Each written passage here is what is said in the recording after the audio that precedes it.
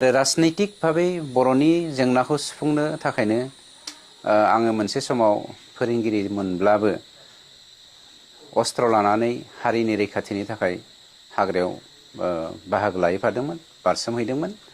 बर'आ 7000 बोसोरनिख्रुइबो बांसिन रायजो जानाय मोनसे हारि। नाथाय हारि हिसाबै जोङो थांनाय 7000यानो गादबजाबोदों, सोबख'जाबोदों, नासयजाबोदों। आरो मोनसे बाथ्राया सैथो, राजखान्थिया मानसिजों जोनोम जाफायो। जेरै सासे मानसिया थाङोब्ला सायखङा थांफायो, राजखान्थियाबो बेफोरबायदिनो मानसिजों थांफायो। राजनैतिक भावे बर'नि जेंनाखौ सुफुंनो थाखायनो आङो मोनसे समाव फोरोंगिरि मोनब्लाबो अस्त्र लानानै हारिनि रैखाथिनि थाखाय हाग्रायाव बाहागो लाहैफादोंमोन, बारसोमहैदोंमोन। नाथाय जोङो हमदांनो हादों जे खलम आरो सिलाइनि गेजेरजों दावहा नांनाया आलादा आलादाबाबो राजखान्थियाव फुलि इनभल्भ जानानै हारिखौ सिबिनाया एसे आलादा। मानो होनोब्ला डेम'क्रेटिक मोनसे हादोराव राजखान्थिजों 100% लोब्बा थानायनि गोनांथि थायो। बेनिखायनो आं राजखान्थिनि दाराय समाज सिबिनाया साबसिन नामा होननानै आं सेलेक्ट खालामनाय जादों। भारत बायदि मोनसे सुबुंखान्थि हादोराव सुबुं बेबस्थाखौ जुदि दैदेनना मोजाङै गुफुङै आरो आबुङै दैदेनलांनोब्ला बा खोब सिनसियारलि जुदि मोनसे हारिखौ दैदेननोब्ला समाजखान्थिजों गोरोबनानै होनब्ला आं सानो दिनैनि बे इन्टेलेक्सुवेल वारनि समाव साफा साफा दैदेनगिरिखौ बा सासे सुबुंखौ बासिनानै राजखान्थियाव थोंजोङै बेखौ इनभल्भ खालामनानै जों बेखौ समाजखौ दैदेननायनि बिबान लानांगौ। आरो आंबो सानो जेरावहाय जोङो आंबो सासे बेक्ति हिसाबै मोनसे आफादजों लोब्बा थानानै हारि सिबिनायनि खामानिखौ मावदोंमोन। दिनैनि दिना राजखान्थिनि जिबनजों लोब्बा थानायखाय थोंजोङै राजखान्थिक भाबै जोङो मावनो ओंखारदों। आरो आं बेवहाय सानो आंबो सासे राजखान्थिक भाबै बर' हारि सिबिनायनि थाखाय मावथावना होननानै।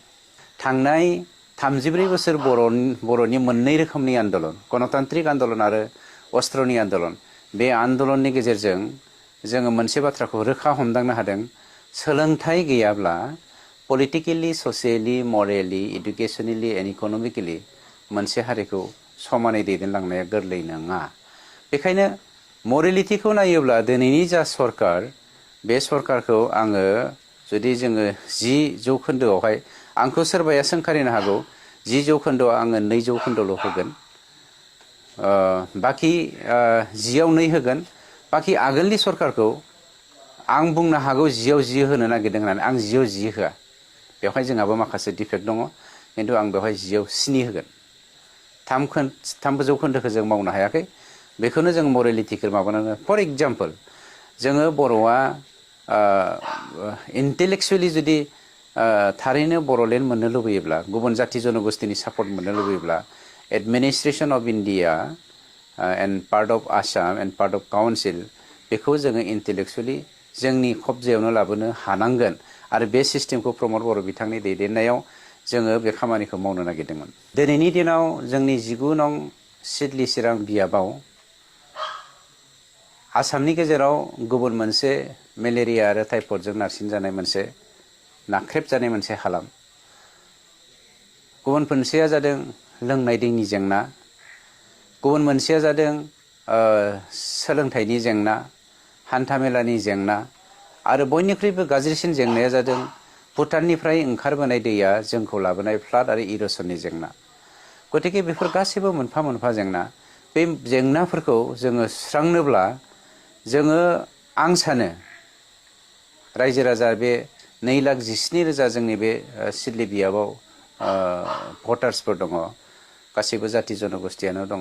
जोंनि UPPL दोलोनि दैदेननायाव जेराव जोङो सान्थि, जौगाथाय आरो खौसेथिनि बाथ्राखौ लानानै पार्टिखौ दादों। आरो दिनै बे 15थाखौ देरहानानै जोङो आसामाव सरकार खुंनानै आसामनि 140टा जाथि जनगोष्ठीखौबो जोङो मोनसे मडेल हिसाबै जोंनि बर'निनो मडेलखौ होनो हायो नामा होननानै साननानै आं सानो बेफोर जेंनाखौ सुफुंनो थाखाय जोङो मडेल हिसाबै आसामाव गायसननो हागोन। जाय पार्टिया दिनै सरकार खुंगासिनो दङ, बिथांमोना जे पाब्लिकनि सापर्टनिफ्राय जानगारलांबाय, बे सैथो खोथा। मानो होनोब्ला बिथांमोननि 4 दाननि जा खुंथाय बे खुंथायनि गेजेराव समावनो बर' सान्थालि कनफ्लिक्टआ जाफिनदों। जाय कनफ्लिक्टआ जों प्रमद बर' बिथांनि दैदेननायनि 5 बोसोरनि सिगां 17 बोसोर जादोंमोन आरो जाफिनदों बर' हिन्दु मुसलमाननि कनफ्लिक्ट जाहांमोन दाखालि क'क्राझाराव। दा जाफिनदों जोंनि गेजेराव बर' अना बर'नि माने मिसआन्डारस्टेन्डिं जानाय फैफिनदों। आरो मोनसे बुस्थुखौ जोङो नुनो मोन्दों बे बिथांमोननि खुंथायाव सिटिजेन अफ इन्डियाखौ फार्स्ट क्लास सेकेन्ड क्लास मोनसे डिभिजनाव लाबोनानै जोंनि समाजखौ बोखावफ्लेनो नागिरदों। गतिके जों सानो अपोजिशन पार्टिनिख्रुइ जोंनि पार्टियानो बेस्ट अफ द बेस्ट आसामनि आरो बिटिसिनि पार्टि हिसाबै आसामखौ मोजाङै सालायनो हागोन होननानै। जोङो मोनसे समाव बावहाय बर'आनो होन सान्थालानो होन गुबुन गुबुन जाति जनगोष्ठियानो होन मोनसे गिर्जायावनो जोङो ज' ज' प्रार्थना खालामोमोन। मोनसे मन्दिरावनो जोङो ज' ज' आर'ज गाबोमोन। मोनसे बाजारावनो जोङो हाथाय जायोमोन। मोनसे दुब्लियावनो जोङो माइ गायोमोन। मोनसे बिलोआवनो जोङो ना गुरो ना साम' खांख्राइ गुरनानै जायोमोन। नाथाय बेफोरबायदि परिस्थितिया बेफोरबायदि आबहावाया थांनाय समफोराव excluding 5 years ruled by Honorable प्रमद बर' सार, जोङो मिथिगौ जे बिनि सिगांनि आरो दिनैनि बे उननि समनिफ्राय बे सिस्टेमा गैयै जानानै फैदों। जाय बुस्थुखौ इउनिटि लाबोनायनि गेजेरजों जोङो दाफुंफिननो हादोंमोन बेखौ जों खोमाना लाफिननो गोनां जादों। नंखायनो आं जोंनि नैबे बिटिसिनिनो 19 नं सिदलि बियाबनि साफ्रोमबो जोंनि भटार्स रायजो राजा मोनफ्रोमबो हारि माहारिनि जि धोरोमनि मानसियानो जायाथों अनलायनाय गोरोबलायनाय आरो खौसेथि लाबोफिननो थाखाय UPPL दोलोनि आं सासे बिजाथि हिसाबै जोंनि मानब गेदेर प्रमद बर' बिथांनि आशीर्बादजों आं दिनै केन्डिडेट हिसाबै नमिनेट जादों। गतिके बेखौ लाबोफिननायनि थांखिजों जोङो मोनसे समाज गुफुं समाज दाफुंनायनि थांखिजों नोंथांमोननि आशीर्बाद नोंथांमोननि अननाय आरो नोंथांमोननि आसि दैनानै दैदेनलांनायखौ आं जेब्लायबो लुबैगोन। आं बेखौनो बे ससियेल मिडियानि गेजेरजों खावलायनाय थाबाय।